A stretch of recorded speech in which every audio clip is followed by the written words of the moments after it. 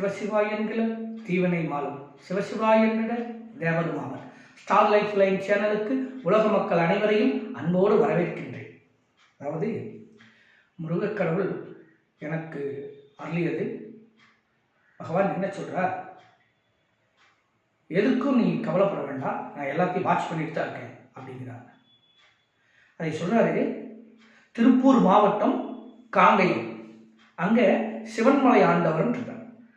அங்கே உத்தரவு பெட்டியில உத்தரவு நான் கொடுப்பேன், அதுக்கு பின்னாடி சென்னி ஆண்டவர் கோயிலுக்கு அது நடக்கும் அப்படிங்கிறார். அங்கே உத்தரவு வந்ததையுமே நம்ம சென்னிமலை, ஈரோடு மாவட்டம் சென்னிமலையில் அந்த கோயிலில் முதியவர் ஒருவர், அவர் வயது முதிர்ந்த குமரன், இது ஏற்கனவே நான் வீடியோவில் பதிவு பண்ணியிருக்கேன். அவரு அந்த மாட்டு வண்டியை மேலே ஏற்றுவார் அப்படிங்கிறார். நெட்ட மாட்டு வண்டியை மேலே ஏற்றுறார்.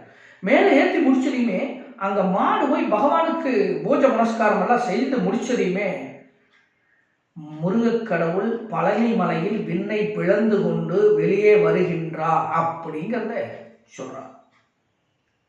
அப்போ அவர் வரக்கூடிய தருணம் வெகு தொலைவில் இல்லை, நம்ம காலத்தில் அதை பார்க்கலாம் அப்படிங்கிறது என்னுடைய ஆழமான ஒரு கருத்து. அதனால மக்கள் யாருமே அந்த ஆன்மீக பாதைங்கிற ஒரு இதை விட்டு போக வேண்டாம். எவ்வளவு இடர்பாடுகள் வந்தாலும் சரி, எவ்வளவு துன்பம் வந்தாலும் சரி, ஆனா அந்த பகவானுடைய அந்த செயல், அந்த இது ரயில் தண்டவாளத்து மேலேயே போற மாதிரி தான் நாம போகணும். அதை விட்டு மாறக்கூடாது.